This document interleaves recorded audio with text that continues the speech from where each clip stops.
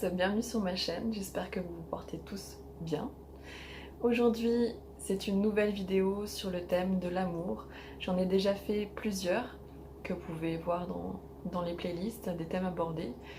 Mais pour celle-ci, je vais aborder un thème qui m'a été demandé et donc c'est avec grand plaisir que j'y réponds, qui est comment trouver le partenaire, le ou la partenaire idéal. Premièrement, je vous amène sur un point qui dit, pour ceux qui connaissent la loi de l'attraction, que l'on attire ce que l'on est. La première chose, c'est que beaucoup, on exige des personnes, du partenaire ou de la partenaire qu'on aimerait trouver, qu'elle soit selon nos désirs. Et on s'y prend mal. En vérité, il faudrait commencer à exiger des autres seulement ce que l'on est soi-même. Donc à se changer soi.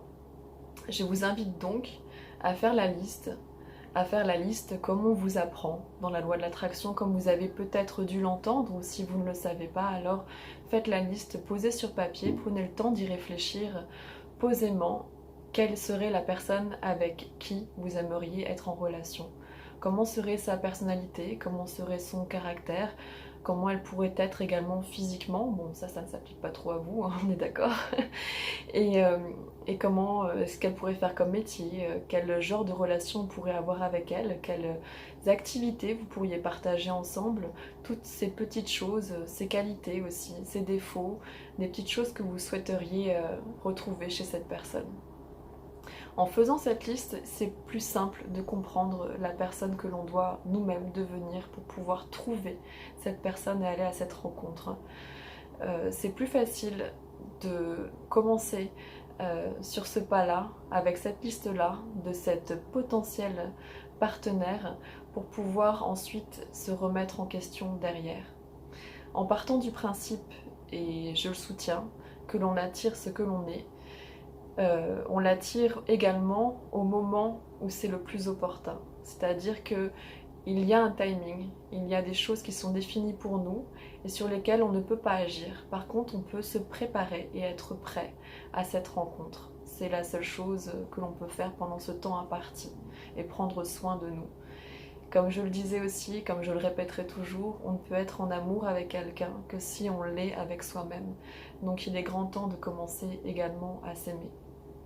En regardant la liste que vous aurez faite sur le partenaire idéal, vous allez commencer à comprendre si vous demandez de la sécurité, de l'abondance de cette personne, qu'elle gagne bien sa vie par exemple. Si vous demandez, je ne sais pas, qu'elle soit sportive ou peu importe, et que vous imaginez en plus faire du sport ensemble et que vous n'en faites pas présentement, alors commencez à vous demander quelle activité vous mettrez en joie pour le faire et pour pouvoir aussi vous présenter devant cette personne en lui disant fièrement que vous faites telle ou telle chose et que vous avez ces points-là en commun. Et ça va sur tous les domaines. Si vous demandez à une personne d'être plus sécuritaire, alors c'est que vous devez commencer à l'être avec vous-même. Et il est grand temps également de faire le point, d'essayer de voir qu'est-ce que vous pourriez faire à votre échelle, à petite dose, en commençant, pour pouvoir vous mettre en sécurité vous-même. Votre bonheur et la personne qui doit être en face de vous doit être un bonus et vous permettre de pouvoir éclater encore plus votre bonheur, encore plus l'exprimer et ne pas être cette personne à tout prix, cette personne qui vous donnera le bonheur, mais au contraire l'amplifier. Et si on vous ôte cette personne, dans ce cas-là, vous êtes toujours vous, parfait et heureux et pleinement en amour avec vous-même. Ce sont des points qui sont importants à mettre dessus, les accents pour pouvoir être en condition pour rencontrer le ou la partenaire idéal.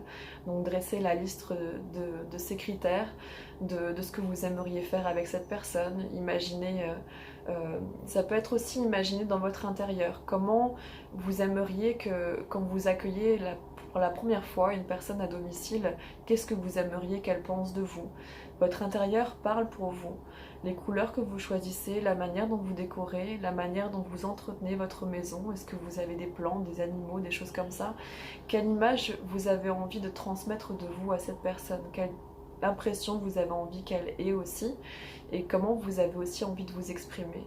Alors n'attendez pas d'être en couple pour le faire, de rencontrer quelqu'un, commencez à le faire tout de suite pour être en accord avec vous-même, permettre de vous sentir mieux et savoir aussi que même si cette personne ne vient pas tout de suite, même si elle mettra quelques mois ou quelques années encore, tout au long du chemin, ça aura été des petits cailloux que vous aurez semés, des petites préparations que vous aurez mis du cœur et de la joie aussi à les faire, à peindre un mur, à remettre de la décoration par exemple, en pensant à comme vous serez bien dans cette ambiance et comme vous serez bien en couple en train de regarder un film par exemple sur Netflix, je fais de la pub.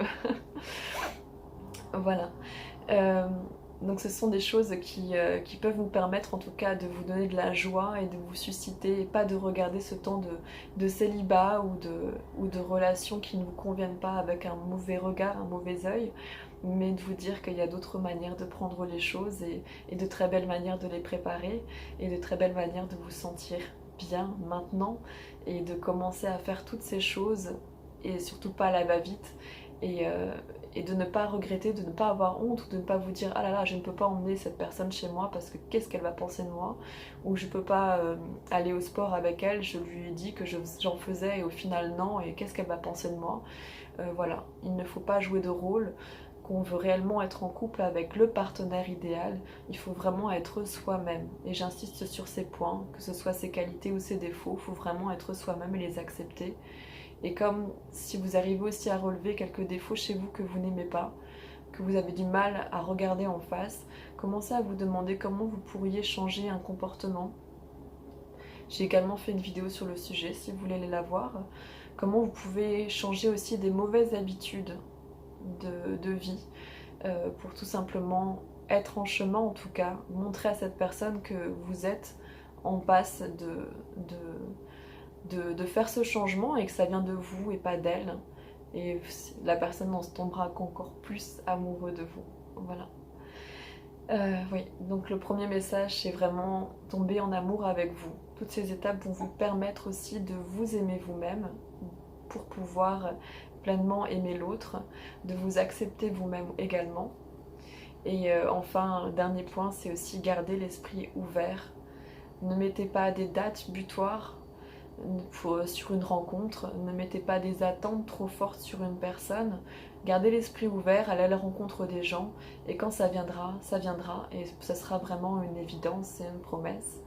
Et donc il n'y aura pas d'effort surhumain à faire tout simplement parce que vous serez la personne que vous avez envie d'être et que vous vous donnerez déjà tout l'amour, la sécurité, l'abondance à vous-même et vous serez en mesure en faisant tous ces pas-là, d'effectivement dégager une énergie, une vibration, chacun mettra le mot qu'il veut, qui attirera exactement la personne qui sera attirée par cela, par la personne que vous serez en chemin ou que vous serez devenu.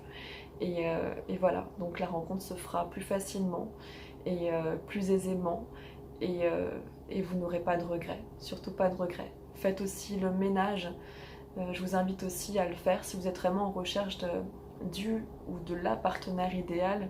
Faites aussi le ménage dans vos contacts, dans des relations passées avec des ex, petits amis, petites amies, relations amicales. Faites aussi ce ménage-là et laissez entrer dans votre vie d'autres personnes au niveau amical, au niveau sportif, au niveau peu importe, qui vous correspondent plus.